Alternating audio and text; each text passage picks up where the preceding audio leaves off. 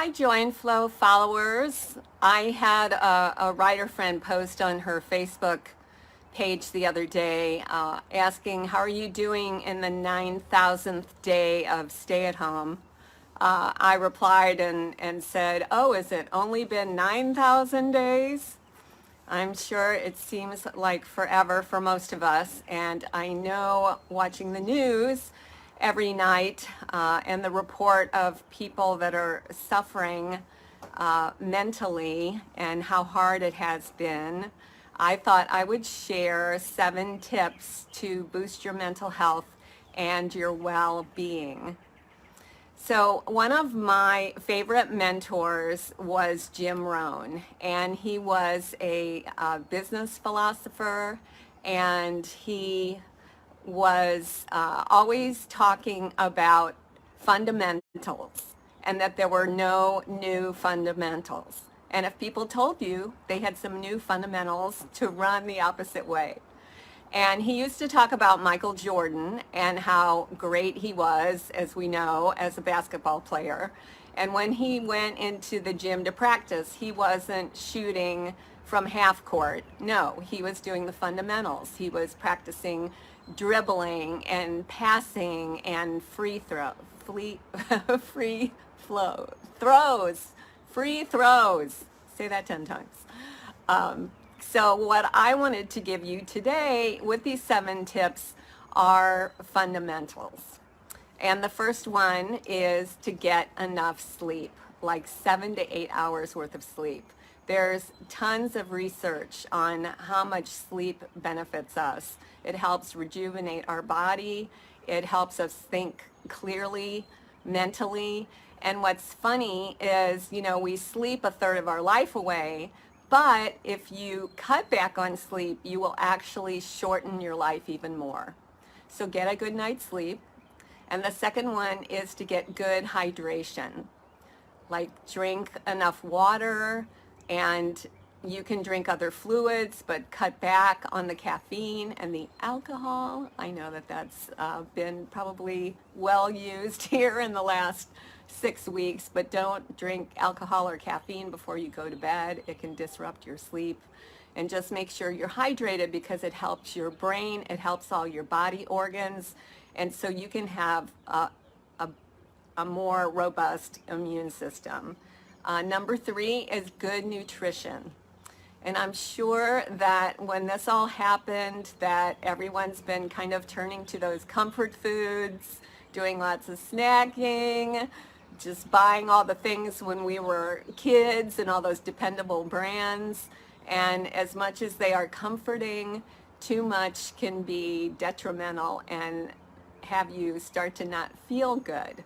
So as we're getting into this, 6 weeks or so and more to go, I would say please pay attention to your nutrition and eat healthy, lean protein, fruits and vegetables. And if that meat shortage is happening, maybe Google some good vegetarian recipes, and this could be a time to do that.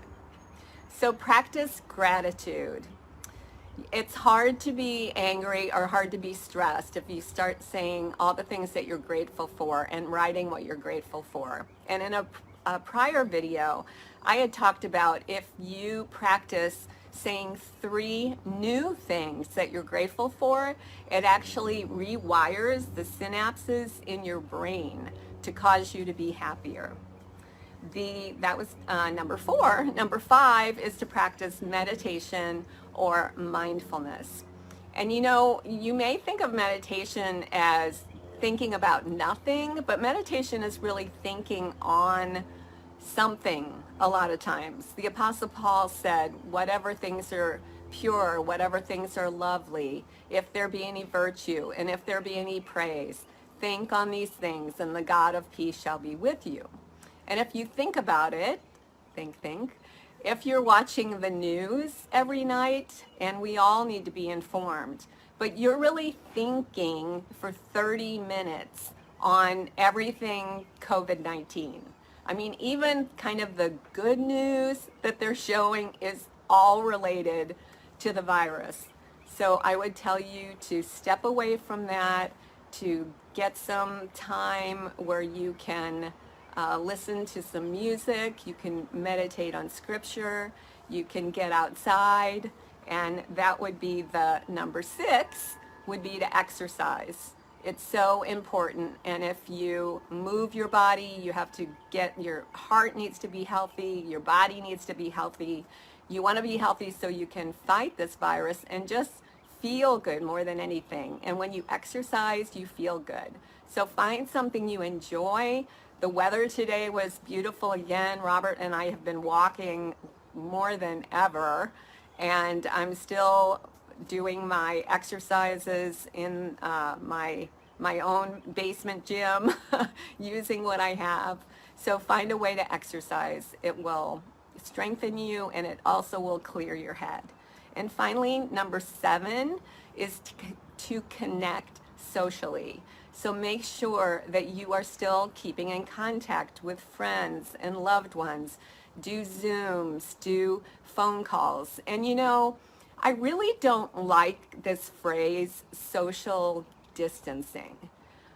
I believe that it's one more way of thinking about being isolated.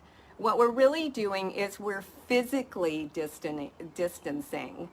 And I don't know, I just don't like that word over and over again because it just makes me think more of isolation than, and just making matters worse. So I hope that these 7 tips will help you. They are fundamentals, they are proven, and they will give you peace and help you to feel good, not only during this time, but always. So thank you, Joyce and Gail, for watching and for all the love. And I hope that you will stay safe, stay well, and above all, stay encouraged. Bye for now.